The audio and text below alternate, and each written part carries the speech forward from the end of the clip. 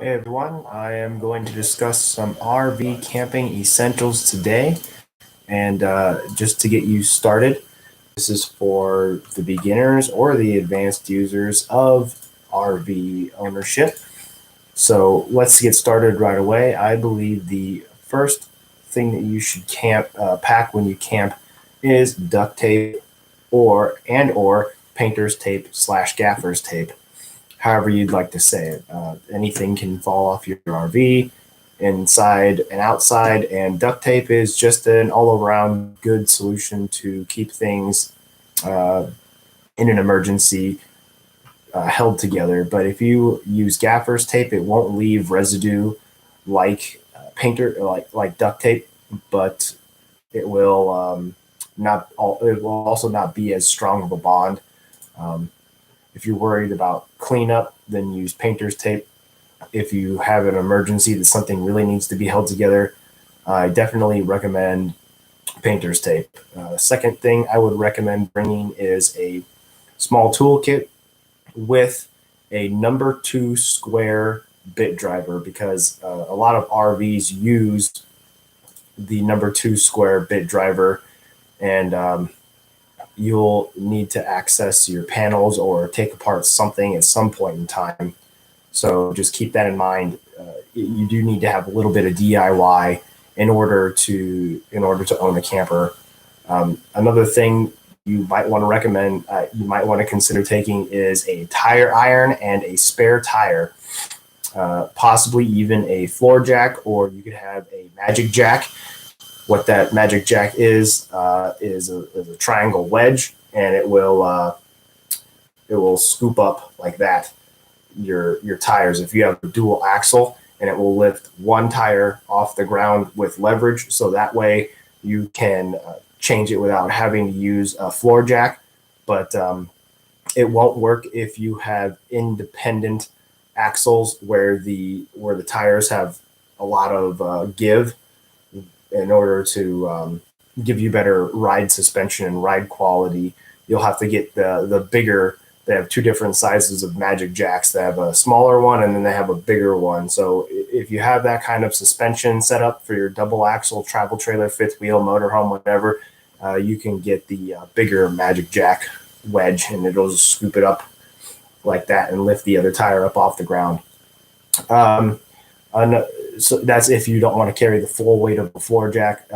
If you can't get a floor jack, or you don't want the extra carrying capacity of a floor jack, just get some AAA road service, or an extended service agreement with roadside assistance. The fourth thing I would recommend is extra fuses and extra tube fuses. The fuses will look like little teeth. They're like flat teeth with two prongs. They're pretty skinny. And then the tube fuses are literally a glass tube with two metal ends. You'd be surprised how many things how many breakers and fuses will pop when you don't know what kind of power consistency you're getting from a campground, or if you're a new user, you could run into instances where you accidentally overamp your air conditioners or whatever if you're running too many electronic appliances. Most commonly happens within 30 amp RVs, which are entry level RVs with one air conditioner. So if you're running your refrigerator, your air conditioner, have all your lights on, your TV, multiple devices plugged in, stuff like that, you might pop a breaker or blow a fuse. The air conditioner alone draws on average 15 amps or more. And on a hot day, it'll draw like 16, 17, 18 amps. And it'll even draw more amps if you have a black AC cover, or your air conditioner fins are not straightened or not cleaned from regular maintenance, if you don't have pets. Last thing on the list for essentials, I would say get caulking and tubes of caulking and a caulking gun. It can be clear silicone, or it can be roof lap sealant. All this stuff takes time to dry, and it's not really that hard to apply. Just make sure that you have something to be able to cut open the tube so that you can start applying it. It can happen if you're a seasoned camper and the age of your RV is weathered from the UV the sun's UV radiation hitting on it, it will dry that caulking or lap sealant out on your roof and around your windows and such, and it'll crack it. So if you want to seal that up, just get some paper towels and some Windex or something, wipe that clean, let it dry, cut open that tube of lap sealant and lay it down on the roof seam to prevent any sort of water leaks, because water leaks are the death of your camper. Bonus tools I would recommend to take is a battery jumper pack, because you never know when your batteries are going to die, either on your vehicle that you're pulling your camper with or your house batteries for your RV. And sometimes all you need is just that little boost to get everything back up and running. Another thing I would recommend is a small portable air compressor. I carry one in the back of my car. It can't pump up to 100 psi, so if you have a big motorhome, you're not going to be able to get that tire pressure that you need to get up to 100 psi. But you can get one that's the size of about a toaster. They can get pretty close to that psi, and it'll get you, if you have a spare tire that you needed to replace, it will get you back up and moving until you can get to someplace in a slow fashion to be able to get the real tire pressure up to where you need it to be. Next bonus item I would recommend is a tarp. You never know when inclement weather is going to hit, and again, that UV radiation from the sun does weaken the plastic on your plastic roof vents.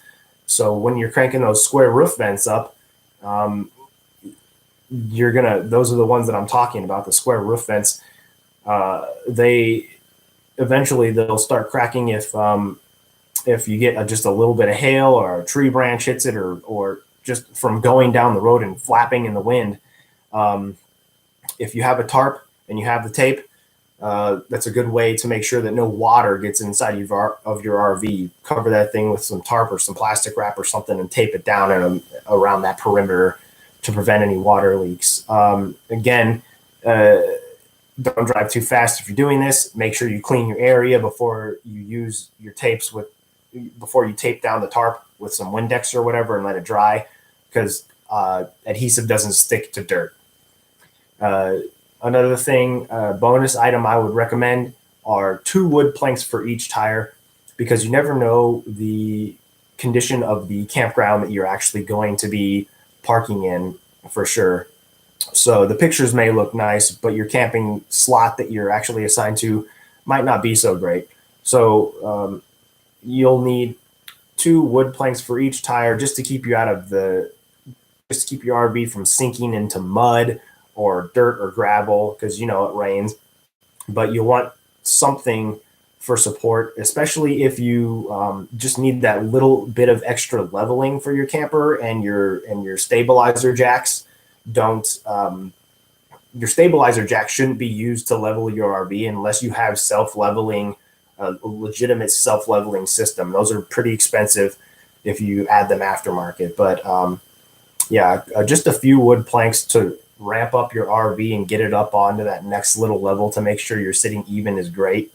And it's actually kind of pretty important too, because your refrigerator will probably not work as well if your RV isn't sitting level, because it won't allow the flow of gravity to let the liquid inside that fridge, when it evaporates and then recondenses, to flow inside of your RV, and that'll crystallize and completely shut down your fridge. So again, it's really important to keep your RV level when you're camping.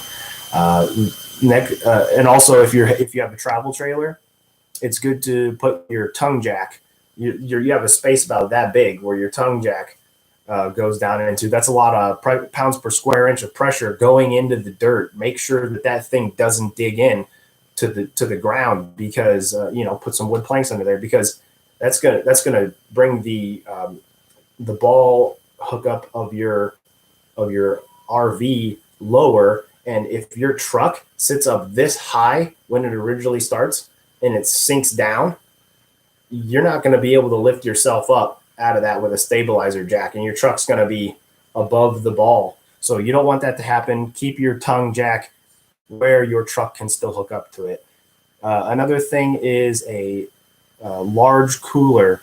I say a large cooler because at some point your refrigerator will undoubtedly fail, and you'll be very upset if your food goes to waste. That's a lot to a lot of people. $100 worth of food camping for the weekend is a big deal. So bring a cooler that can pack your drinks and pack your fridge worth of food and hold a bag of ice, because in an emergency, you're gonna wish that you spent $100 extra to save that hundred extra dollars on a cooler that you can use for other purposes, but also in an emergency to save your food in your fridge and your freezer. You might not be able to save everything in your freezer in a cooler; it'll fall, but at least it won't rot, and that's the most important thing.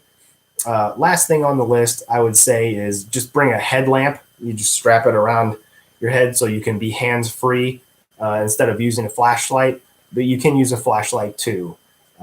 Anyway, that's my full list of items that you should bring to go camping for your first time out, or if you're a seasoned veteran. If you think that I missed anything on the list, just add it in the comments, and I will be happy to add it or discuss it with you in the comments or the next video. Thanks for watching.